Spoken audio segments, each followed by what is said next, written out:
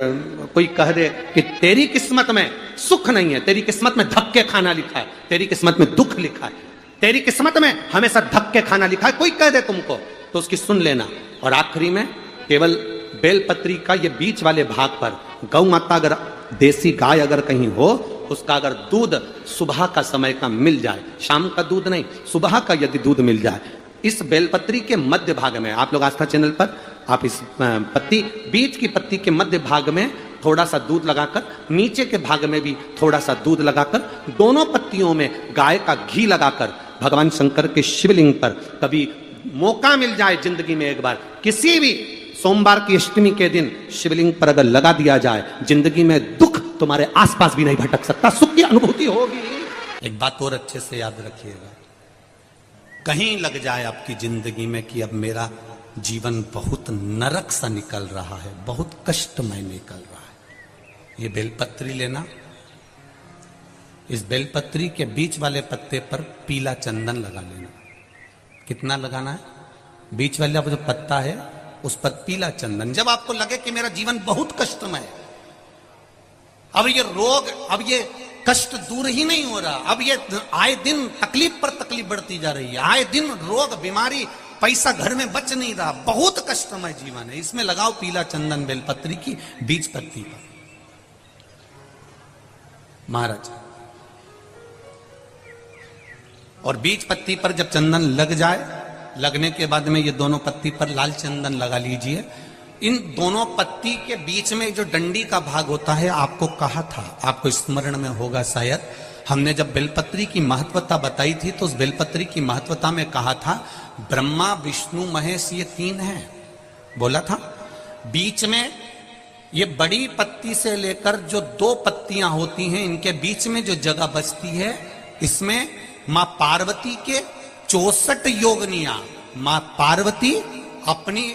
पूर्ण सिद्धि के साथ में जितनी भी देवी के स्वरूप हैं, वो माता 64 योगनियां देवी के स्वरूप में यहां पर विराजमान होती हैं। दो पत्ती के नीचे से जो डंडी होती है नीचे तक, ये पूरी डंडी में 33 कोटि देवी देवताओं विराजमान होते हैं इस पूरी डंडी के अंदर। तो ये बीच वाली पत्ती है, ये जो बीच वाली पत्ती का जो भाग होता है, इस पत्ती के भाग में शहद का प्रयोग कर कर, यहां पीला चंदन, लाल चंदन, लाल चंदन, शहद का प्रयोग कर कर, इसी तरह से पकड़कर ये बेलपत्री की जो डंडी है वो अशुक सुंदरी पर जब आप समर्पित करें, तो जहां से जल बहता है उस ओर पर इस पत्ती को चढ़ाकर केवल आपके हृदय की बात कहकर देवाधिदेव महादेव से कोई भी शिव जी का मंत्र, पंचाक्षर नमः शिवाय, षडाक्षर ओम नमः शिवाय, श्री शिवाय नमस्तुभ्यम, या महामृत्युंजय मंत्र, जो शिव का मंत्र हो आपके पास में, उसको बोलते हुए देवाधिदेव महादेव को धीरे धीरे जल की धार चढ़ाना प्रारंभ करो। जल की धार जब पूर्ण होने लगे, उसमें थोड़ा जल बचे, तब अशोक सुंदरी पर जो तुमने बेलपत्र चढ़ाई है, वहां उस जलधार को चढ़ा। ये प्रयोग आपको केवल सोमवार की अष्टमी पढ़ने पर ही करना है। कौन से दिन करेंगे? जम के बोलिए जरा। सोमवार की अष्टमी पढ़ने पर यह प्रयोग करें और जल चढ़ाकर बाबा से विनती कर कर उसी बेलपत्र को वापस उठाकर कहीं जलाशय में या किसी पेड़ के नीचे विसर्जन कर दें और एक लोटा जल वहां भी चढ़ा दें। बस निवेदन कर कर आ जाइए, मेरा बाबा 3 माह के अंदर हाथ जरूर पकड़ेगा और आपको दलदल से बाहर निकाल देगा। धतूरा और धतूरे का पुष्प छोटा सा पौधा है, ज्यादा बड़ा नहीं है, कांटा लग रहा है, धतूरा लग रहा है, और उसमें भी साधारण धतूरा नहीं, जिस धतूरे के नीचे की डंडी लाल कलर की होती है, अगर वो सोमवार की अष्टमी को देवाधिदेव महादेव को समर्पित करी जाती है, तो उसके घर में कभी संपदा की कमी नहीं होती है। वो धतूरा है, साधारण नहीं है। धतूरे में भी लाल डंडी, जैसे धतूरा गोल होता है, उसके नीचे एक छोटी सी डंडी, देखा है आप लोगों ने? धतूरे के अंदर एक नीचे छोटी सी डंडी होती है, जब तोड़ोगे तो वो डंडी का कलर अगर लाल है, जब जिंदगी में बहुत ऐसा हताशपन लगने लगे और लगने लगे कि हमारा कोई साथ देने वाला नहीं है, और हम बिल्कुल अकेले हो गए हैं, कोई हमारा साथ नहीं दे रहा है, कोई हमारा साथ देने वाला नहीं है, आपको ऐसा लगने लगे कि हम अकेले हो गए, कोई साथ देने वाला नहीं है और मंजिल मिल नहीं रही, मंजिल प्राप्त ही नहीं हो रही। कनेर के फूल को हल्दी और कुंकू में लगाकर, हल्दी और कुंकू लगाकर कनेर के फूल में, कुंकू बोलते हो इधर, रोली बोलते हो, क्या बोलते हो? कुमकुम, रोली। तो जो भी आप लोग स्मरण में लेते हैं, हल्दी और कुमकुम, रोली